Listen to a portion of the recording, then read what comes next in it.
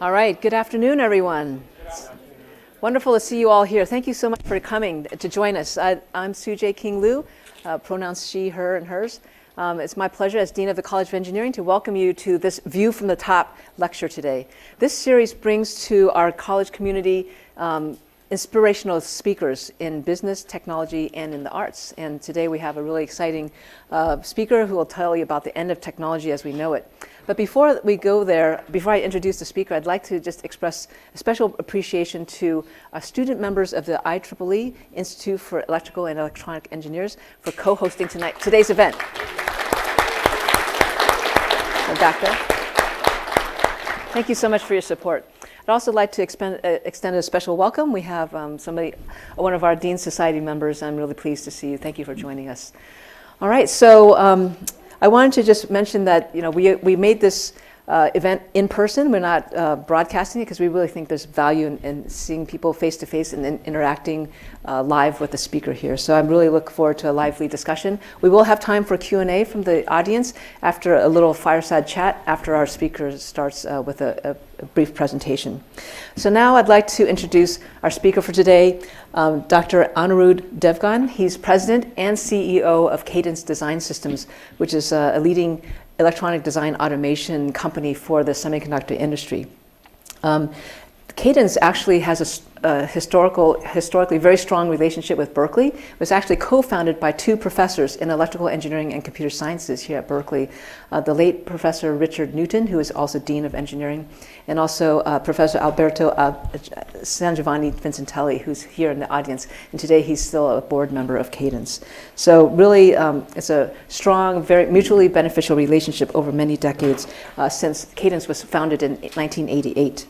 Now, over those decades, Cadence has grown to now have over 10,000 employees, and it operates in over 23 countries.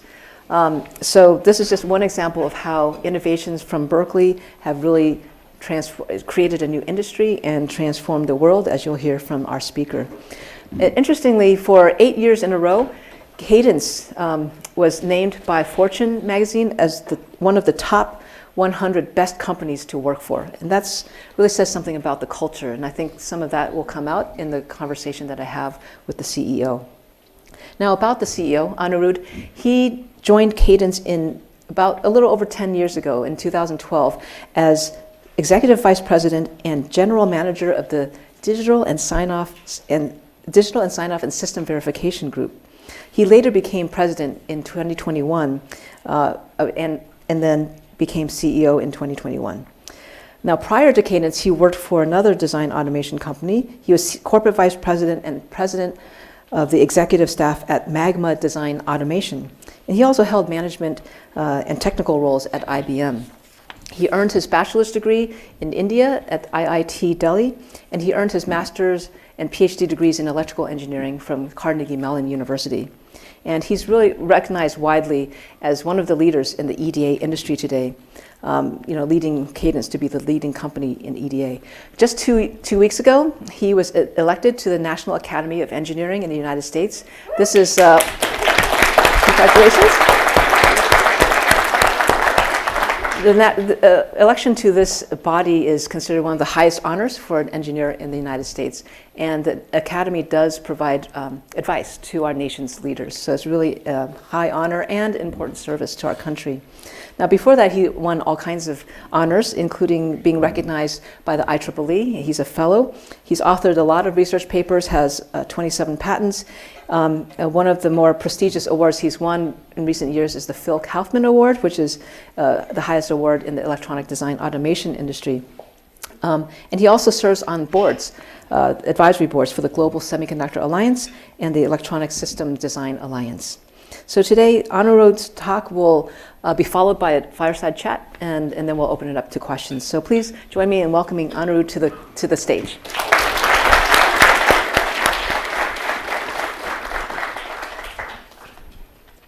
Well, thank you, Sujay. That was a long introduction, so hopefully.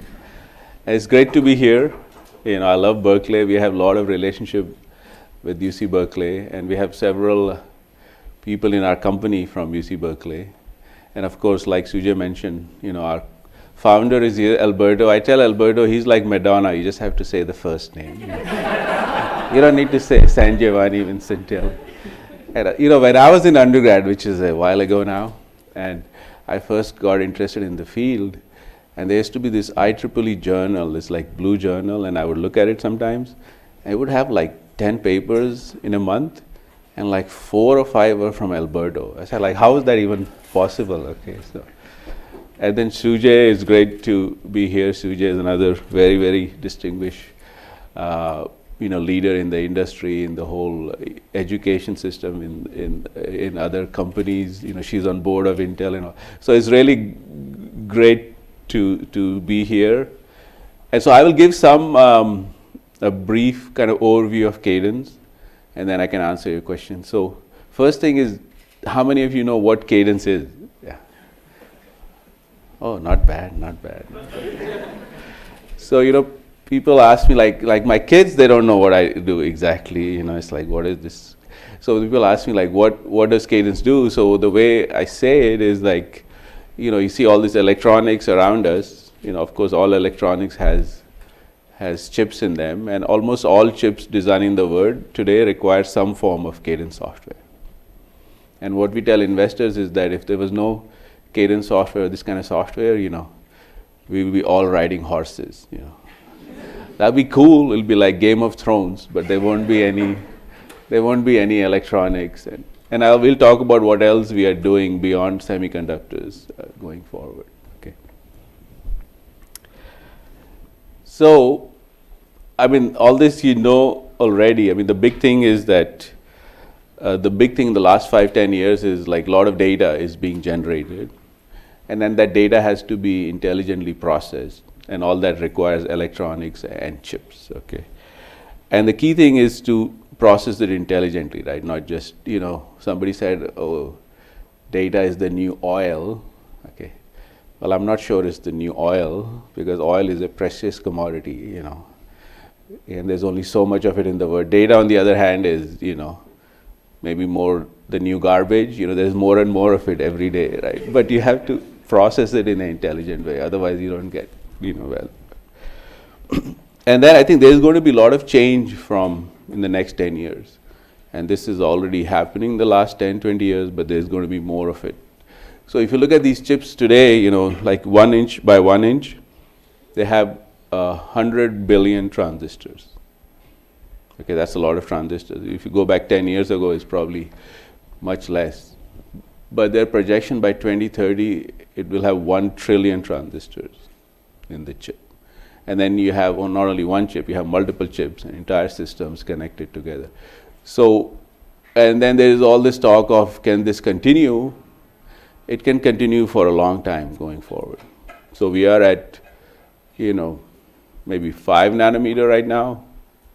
Then you have 3 nanometer, 2 nanometer, 1.4 nanometer, 1 nanometer. So there's at least 10, 12 years of this kind of exponential increase. And then you add other things on top like 3D IC. So I think this is going to get more and more complicated. So the things have to change in way how we design them and how we interact with them. Okay. And the other thing everybody talks about, of course, is Moore's law. But my view on Moore's law is, if some people say it's dead already, or it's dying, or it is like no longer a teenager, it's like middle age now. But I used to work with Bob Dennard in IBM. My first job is IBM Yorktown. So Bob Dennard is the person who did that fundamental theory of scaling. And we used to think in 2000 that Moore's law was done then. Okay. So in some respect, it was done a long time ago, maybe 10, 15 years ago. I think what has changed in the last 10 years is that the performance is not increasing as much. What is increasing is that we can put more things on the chip. Now, they may not get any necessarily faster, but there is more transistors available. So it's more like area scaling, I think, is primarily driver in the last 5-10 years. So if you look at number of, there used to be 1 CPU, now there are 8, or, now in some of the servers have 96 CPUs.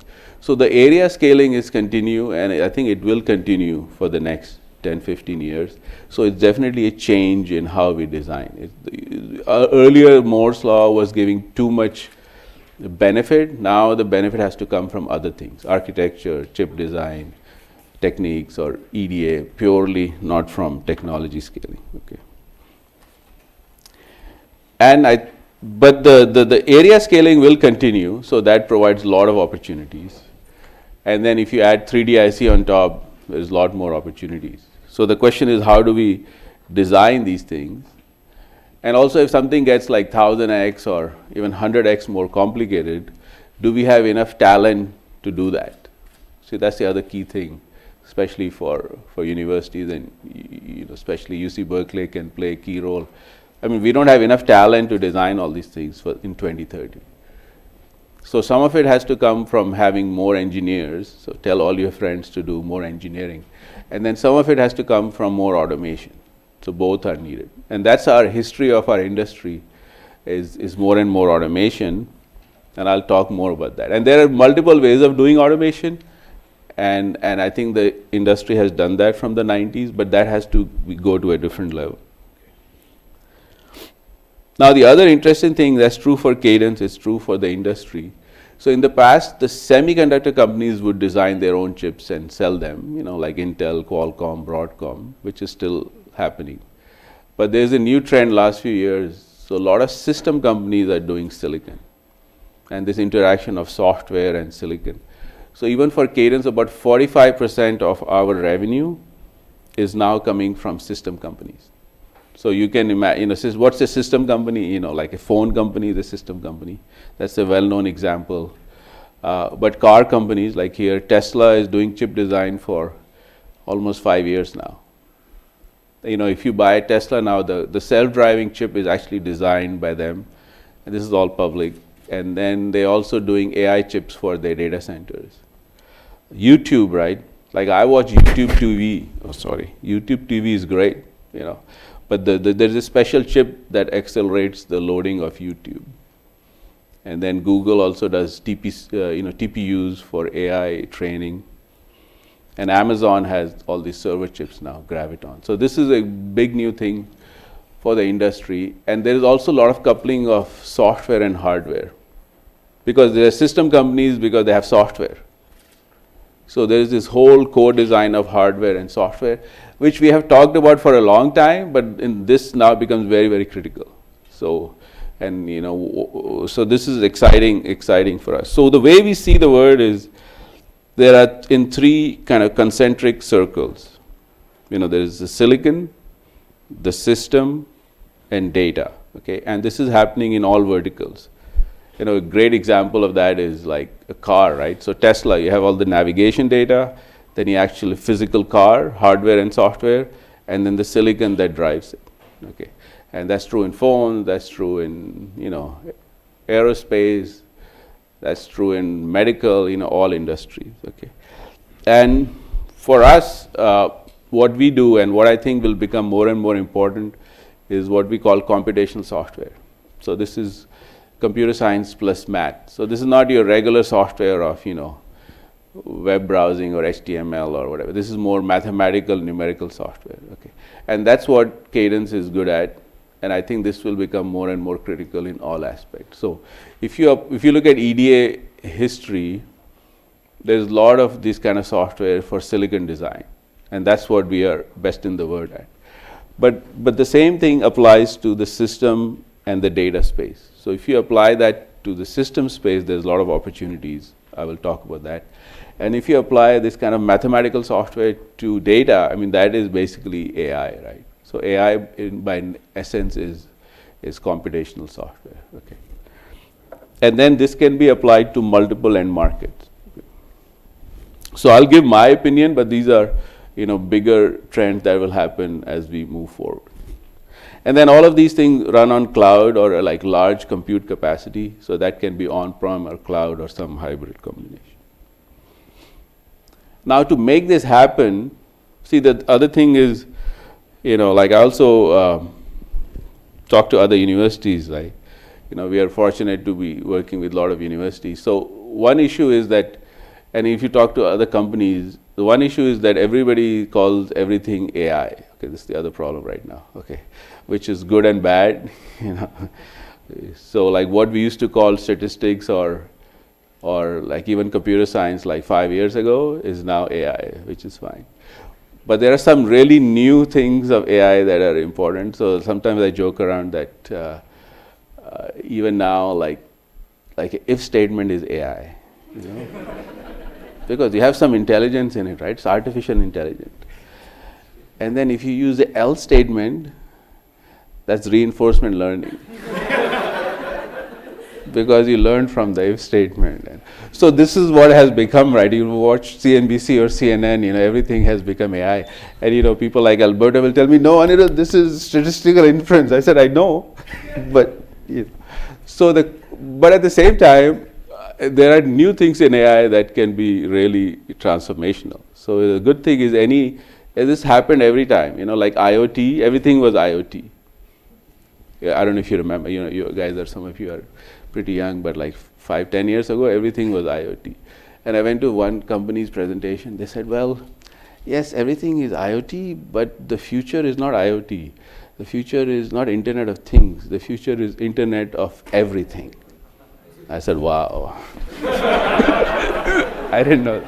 So same thing is happening in AI, you know, everything AI. So it's not really AI, but it's like generative AI or super generative real AI, or, you know. So there will be some rebranding of, but the key thing is there are parts of AI which will be transformational that we can use, okay. So to use that from a Cadence standpoint and in general from an industry standpoint, we do need to have a data platform. You know, so you know, AI is useful on top of some data. So we also invested in and typically in EDA or chip design, there has been no data platform. They're typically in other industries. So we are also investing in a massive data platform to gather all the data, okay. So that's one thing. And then we can put some apps on top of it. Now, the way we look at AI is more for optimization, which is another way of saying, you know, it's generative. So I think to me, the more value of AI is in optimization because it's an outside-in view. And for inside-out, you still need to look at, you know, the actual physics and chemistry and biology of the system. So there's a lot of talk of AI in which they apply outside-in all the way through. But I believe that the combination of both is needed because you still need to know differential equations and, you know, basic Schrodinger equation, Maxwell, you know. So make sure you study that, okay, not just data science, okay. But if you combine that together, it can be very, very powerful, okay. So we have a lot of initiatives on that to first have a platform, and then you have optimization on top, okay. I'll give you one example. So we're working with one customer. This is a big auto company. And they're designing a CPU, and it has like a lot of inputs, like, I don't know, 20 inputs. So some of them are tool options, some of them are design variables, things like that. And if you just do it, one way is you can do it manually, right, by designer intuition, or you can do it mathematically. But in the past, if you do it mathematically, you have to do a design of experiments, okay. If you do a design of experiments, that will take millions of combinations, so nobody will do that. So what you typically do is you do it manually, you know, even though we have good tools, but the searching of the design space was manual. Now there are numerical ways to do it, like nonlinear optimization, but most nonlinear optimization will require some derivative, right? Almost all nonlinear. But what happens is some systems you cannot take derivative; they're too complicated. So I think what reinforcement learning can do is a derivative-free, you know, black box optimization. There's a lot of new advances. So we did apply that for chip design, and the results are quite dramatic, you know, because mathematically you can beat because no human can design in 17 dimensions. So we can get very, very dramatic results that way. And, you know, some cases the improvement, like in this case, 17% power improvement, just by better design. So what you have to remember is if you go from like 5 to 3 nanometer these days, you may get 10-15% improvement. Okay, you're getting all of that without spending billions and billions of dollars with better algorithms. And this is going to happen in multiple industries and segments.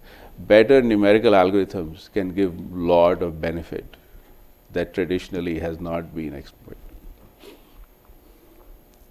And the other thing on top of this is 3D IC. I'm sure you follow 3D IC, and I know my advisor, who's Ron Rohrer in CMU, so he used to talk about 3D IC in 1997, because this system on a chip, but he said, why not system on a package?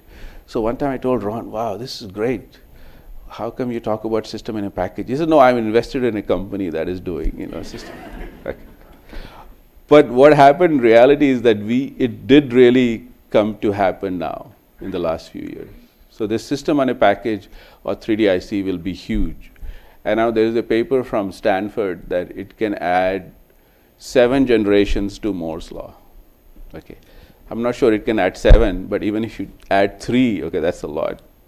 So I think 3D IC is a huge opportunity for all of us, and we are also investing a lot in it. I can talk to you more about that. Okay, the other thing that happened is, that I'm pretty excited. So it's not just the chip design. So 3D IC is a natural coupling to the system, because you go from the chip to the package. But if 45% of our customers are system companies, this whole system design and analysis is a huge opportunity, because there is not that much science applied to that part yet. I mean, there is some methods applied, but this whole thermal simulation, electromagnetics, car design, they can barely simulate, planes and cars accurately, and there's a huge opportunity to do that. And all that is also computational software. So we have about 1,000 people working in that to simulate, like digital twins, CFD, finite element, and all kinds of areas. So that's another area that I'm pretty excited about. And one example is, we recently bought a company last year to simulate like data centers. So not only they use CFD, but they will model the building and the AC vents and everything, and you can actually get a representation, like a digital twin of a data center. And we work with some customers, and you can reduce power by 10 to 15%. This is again better computational modeling of physical things, because the chip industry has done this forever, because these things were so complicated that if you are not accurate in the chips, it would be too expensive, or the chips won't work. But the system industry has not done numerical methods to the same extent, because cars are still, they make prototypes and things like that. But there is a huge opportunities to, like go back 10 years from now, I don't know, like look at it, they still put like dummies in cars and crash them into walls. Okay, that's like, so maybe you need to do one of them, but a lot of that should be done by more and more accurate simulation. And the other area which we are very excited about, so when you go to the system level, because there are traditional simulation methods like finite element or CFD, but also there are some emerging areas. And one of the biggest emerging area, of course, is computational biology and drug discovery. So we recently acquired last year a company to do biosimulations. Again, the math is very similar. Instead of simulating like CFD or simulating transistors, you're simulating interaction of small molecules and how the drug interacts with the protein and things like that. So this is very exciting area. And then you can run this on either CPUs or GPUs or custom hardware, all kinds of stuff. So we have a cloud-based platform, because it requires a lot of GPUs right now. But this area, I think, can be huge potential. And I know that this computational biology, the universities have looked at for a while, but I do think the timing is right, especially COVID and all this post-COVID. There's a lot of interest now to do more and more simulation and modeling of these things. So we have a big effort in this area, and we'll see how it progresses. So that's another thing we're pretty excited. So just my last slide. So first thing I want to tell you is that I believe computational software will be more and more important. Okay, so if you are studying right now, or people this is better to learn when you are younger. That's what I tell my kids. Okay, so everybody knows you should do computer science, right? Especially if you're here, you want to do computer science, but you should also do enough mathematics. Okay, it's the intersection of that will be important. Okay. And then, this CS and math can be applied to almost all verticals, whether it's chip design, system design, new things like biosimulation. Of course, AI is a subset of that. So, and from a Cadence standpoint, we want to participate in these three circles. So chip design, we are already the leading company. System design, we are investing heavily. There's massive expansion. And then in data, and then new areas like biology. So that's a brief overview. I'll be glad to answer any questions. Yeah. Thank you.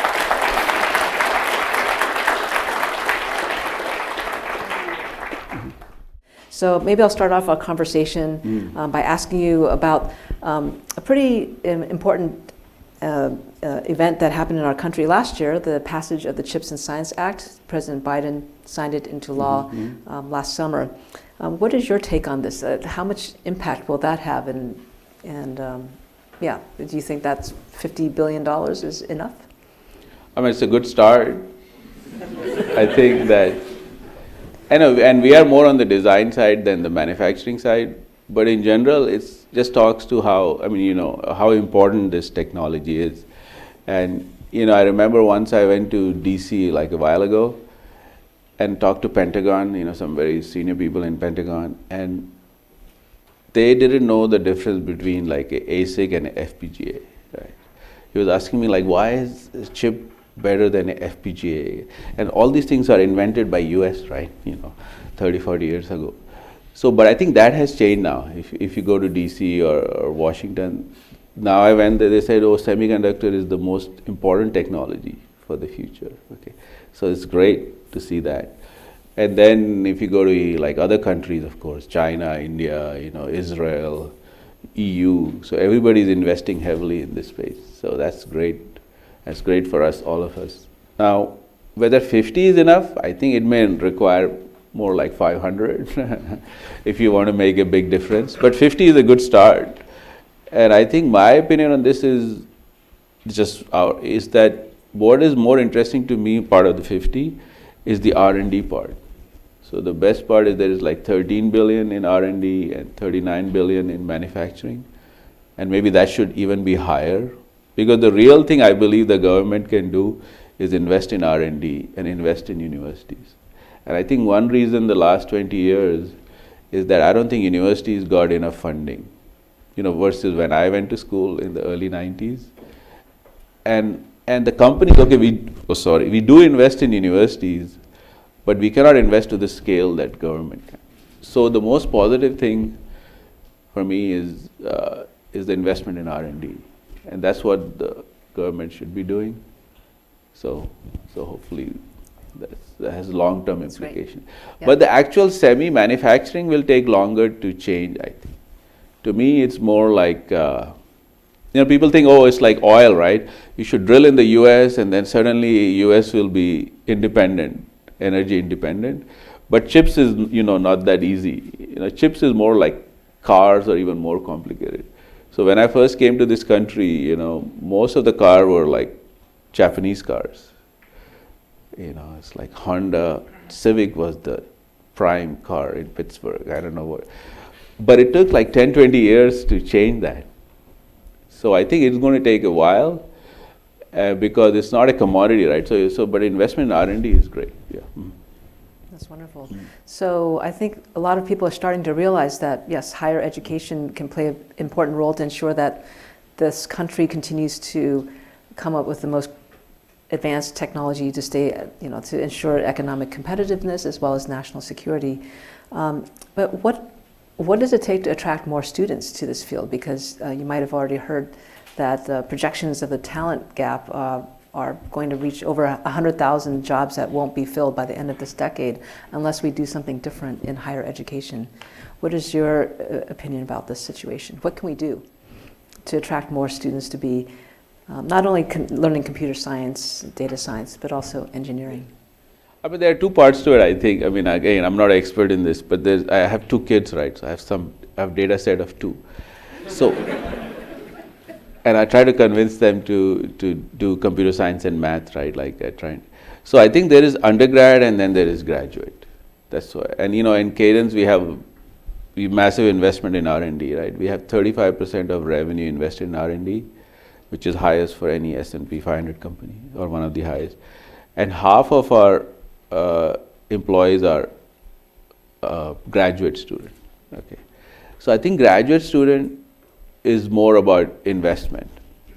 If there is money, you get more professors doing research, you get more graduate students. I think, to me, I think the CHIPS Act and other investment can help.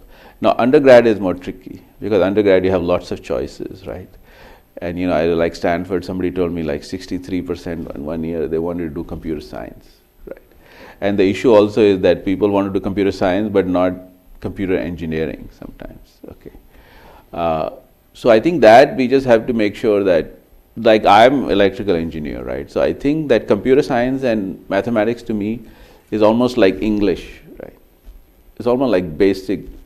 It will become more and more basic education. But then you need to know some verticalization of that. See, the whole thing, AI and all, the verticalization of AI or computer science will be more important than the horizontal technologies. So then you need to have some expertise. So whether it is computer engineering, electrical engineering, biology, so don't miss that. Just AI will not differentiate it enough. So that combination, I think. So more, and semiconductors are going to be critical, and it provides this natural merging of software and hardware. That's why I like EDA, because it's natural merging of. So that's how I would say. Of course, do computer science and AI, because that's almost like English, but also have some bottom-up verticalization that you can apply it. Yeah. Just to be clear, verticalization means looking at aiming for specific applications or application like domains. Biology, yeah. Or engineering, rather than just knowing computer science. Yeah. Right. Okay. So let's talk about your own professional journey. You studied electrical engineering. Yeah. What were the key things that you gained from your education that you think contributed to your success in the industry?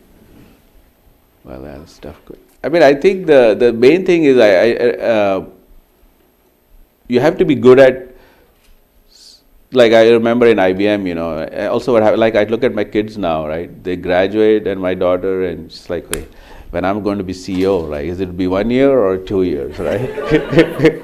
Or like when I'm going to be CFO, right? I mean, the kids are by all nature, they are like, which is good, right? They are ambitious and they want to do things, but it's a process, right? It takes a while, Of course, some people can do it sooner or later, but the main thing is that you should always have some core expertise.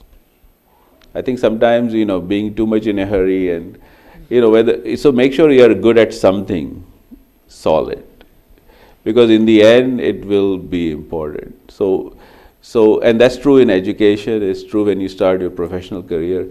You have to be good at something that then you can draw from it later, okay?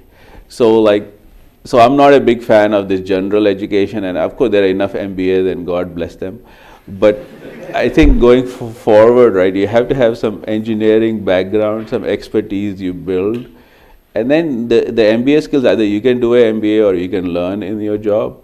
But first, be always good at something. And if you try to be best in word in something, it brings out certain, character and perseverance that will be important. So that's number one, right? Rule number one. And then I do think that initiative is important. People say initiative beats ability every time. You have to try new things, take some risk, right? Don't just go, So I think initiative is important. And I do think communication is important, especially. So again, make sure because a lot of times at least when I grew up in India or IIT, it was all about ability. Who's the best, who's number one, who's number two, who's number three, and then I don't care anybody after that anyway, right? Why would you care? You need to know top 3 people in IIT or whatever. So I mean, all that is important. You are in Berkeley, it's a very tough school, and ability will be important. But communication and initiative are equally important in the long run. Yeah. To become a leader. Yes. Yes. Or even whether you're a leader technically or managerially in your field. I mean, even if you do research, you have to try new things. So the initiative is as important as ability. Yeah. That's great. So nowadays, I think students do care about the culture, and values of companies. Not only that they have exciting products that are successful. So, what we try to do is to ensure that our students are good team players as well and can work with people from a diversity of backgrounds and views and so on. So how do you agree that this is important for a workforce in the US, especially to catch up in semiconductor manufacturing? How important is it to have a diverse and capable workforce? No, it's super important. The culture in general, we want to have a very high performance culture. And of course, everybody says that, right? Nobody says they don't want to have they don't want to have a high performance culture. But the main thing with culture I learned over the years is that the most important thing is you have to practice it, not just talk about it. Because people are too smart, right? They see through it. And your customers are too smart, your employees are too smart. So you have to practice what you say. But what high performance culture, at least to me, at least has three main components. So first, you have to have integrity and trust. See, if you are not honest with each other, or this is disaster. Okay, so that's true in personal life. So first thing is integrity and trust. Second thing is opportunities for all. Not that you know somebody and this guy is that guy's friend or whatever, or in this location versus that location. That's a dangerous situation, and that's where And then the third piece on top is it has to be performance based. It still has to be meritocracy. So to me, diversity and meritocracy are not in conflict with each other. So we want integrity and trust, we want opportunities for all, but we still want to be a meritocracy. And for the way I look at it, we have 10,000 employees, right? We have only 24% women globally. Now in India and China it's slightly better, because I think they are graduating more women in India and China. But if I look at it now in Berkeley or MIT or CME, the percentage of incoming women population is much higher, right?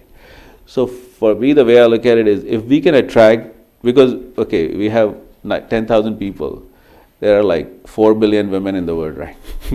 So if we can be a good place for diverse culture, we can attract the smart people to come join us. So, and this is a big thing that the tech industry is not that good at it. Our ratio is 24% is average to other tech companies, but I think there's no reason it should not be 50% or 40%, because.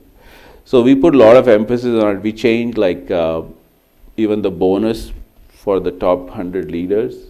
So their bonus is tied to this kind of, we call it culture modifier. We also have all kinds. So one thing I really like is we have these, it's kind of interesting, we have Cadence Women Conferences. Because normally when you go to Cadence or these tech companies, here there are a lot of women, but there's also a lot of men. So, but when we had a purely Cadence Women Conference, there were 200 women and 3 guys. So the atmosphere of the room was so different. And it was much more empowering than I realized for the women leaders. So we're trying different things, but in general, I think diversity and meritocracy is not in conflict with each other. And sometimes people think it is, because there are a lot of smart people in the world. We just want to get the smart people, right? Whether men or women. Yeah. That's great. Well, I did attend one of your Cadence Women's Conferences, and I know the attendees, your employees, really appreciated your leadership to recognize that this kind of a conference could make an impact, to help inspire them. And then I know you replicated that in other countries where you operate. So that's... and thank you for doing that. They loved your talk. Sujay talked about not just the technical part, she talked about her career journey, which is of course remarkable. So sometimes it's very important to see the examples, role models. So thank you for doing that. Likewise, thank you. All right, so just a couple of quick questions that were suggested to me by your team here. What do you think, so this is an interesting thing. Institute for the Future, a few years ago in 2018, this Institute for the Future conducted a study predicting that in 2030, if you look at the jobs that are available, 85% of those jobs didn't exist in 2018. So it tells you how rapidly the workforce, the skills, the knowledge are evolving.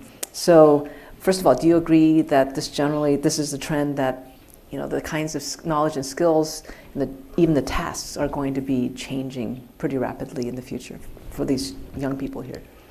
I mean, yes and no, in my opinion. I look at my own undergrad, okay, I don't really remember what I studied, I mean, I studied stuff, okay, what happens is that, what I remember are like more basic things. And, what I did in my PhD was not really connected to undergrad, and then what I did in my career, is somewhat connected. But so my opinion is that if you do more fundamental things, my dad is a mathematics professor, right? So they talk only in 100-year increments, okay? They don't talk. So I think if you do that's why I say if you do basics, what I really remember is, all the math courses I took, or the basic like Maxwell equation or computer science. So that's not really going to change. And it may evolve slightly, so this is my opinion that yes, the actual application may change. So I'm sure the statistic is right that 85% will be different in 2030, but the basics will be roughly the same. So my, especially undergrad and masters, is just be good at like computer science, mathematics, language, whatever your language is, and some, verticalize, some end application. And then things will evolve, but yeah, that's my opinion, yeah. So just to wrap up, you're talking about how the technology has had transformational impact, but the technology is also accelerating in terms of advancement, pace of advancement. So a timely topic is apps like ChatGPT. Yeah. How do you think that's going to affect the future of jobs if people aren't needed to generate? Oh, that's true. That's a good topic, and it's going to be. Okay, what I think is that this AI or pattern-based science. Okay, let's see. The problem with AI is it's the best thing for AI is they have a great name. Great name. Okay. Why not, right? So that's the best thing. But what I would like to call it like a pattern-based science. I read this book. It talked about there are 3 fundamental sciences. Okay, I don't know if it's true or not, but I think it's interesting. So this is the first fundamental science is science of place. Okay, it's geometry, right? 2,000 years ago. Okay. Then says second fundamental science is science of pace, derivative, right? Newton, right? Calculus. So if you look at it, we are still living in that, 400 years later. And then the third fundamental science is science of patterns, okay, which is like this AI or this. So I think in some respect you have to know all 3, and we are just entering the beginning phase of the third. If it is going to be as transformational, I don't think it's going to be as transformational as people predict, but it's still going to be transformational, right? So I think it has a lot of potential to kind of remove mundane jobs. Even look at talking about chip design. If the chip design complexity is going to go up by 100x, there's no way we can hire or any company can hire 100x more engineers. And I know Berkeley will graduate a lot more engineers, but you still need to have efficiency of 100x and then hire 10x more engineers, right? So the automation has to happen. And our industry has a history of automation. So one automation is, and Alberto can tell you all about it, is moving to the levels of abstraction. And there are only few fundamental things, right? So in chip design, or you can do parallelism, that's what we did last 10 years, or you can do this pattern-based AI. So I think you need to have this kind of automation to happen. Now what people used to argue 5-10 years ago, they say, oh, you should study arts because the sciences, the software will be written by AI, okay? But I think it's going to be opposite. Because look at ChatGPT and all, it's writing poems and, so if you are Picasso or something, it's a different level, okay? But if you are just painting to put in the living room, you have a blue sofa and you have all that will get automated, So low level of creativity will get automated. The high level of creativity will be important. Okay. So of course, if you're William Shakespeare, no problem. But if you're writing some amateur prose, so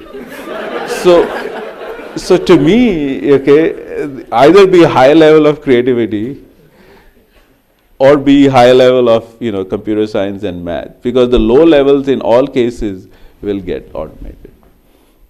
Yeah, that comes back to the Institute for the Future conclusion. Yeah. Thank you. Let's open it up to some questions from the audience. We'll give preference to students. And please just state your name, your major, your year. We're going to start back here. Sure. Hi, so I'm Akshat. I'm a third-year CS major. I was wondering that you talked about Moore's Law and how Moore's Law performance isn't increasing at the rate that it was a few years ago. And because of that, you've turned to scalability and how area scalability is going to play a big part in the next decade. And I know the decade's a long time, but are there any ideas of what comes after that? Since a lot of us will still be young in our careers. Oh, exactly. And I used to worry about that, how many. What I was saying, so the pure Moore's Law, or whatever you want to call pure transistor scaling, is at least 10, 12 years. Okay. And then 3D IC will add another 10 years. 3D IC means stacking things. And then even if that matures, the software on top can be optimized for another 10 years. So I see 30 years of continued exponential innovation. And then the human spirit and the brain, in 30 years there'll be some other, innovation that will happen. But even whether it's quantum or whatever will emerge, I don't know. But I think even the classical silicon has at least silicon-driven electronics and, the whole life that, everything we interact with. I think it has at least 25, 30 years of, which is plenty of time, right? Another question? Yeah.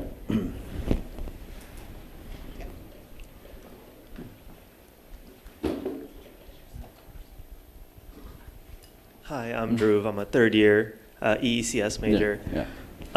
So my question is about kind of open source tooling versus proprietary tooling.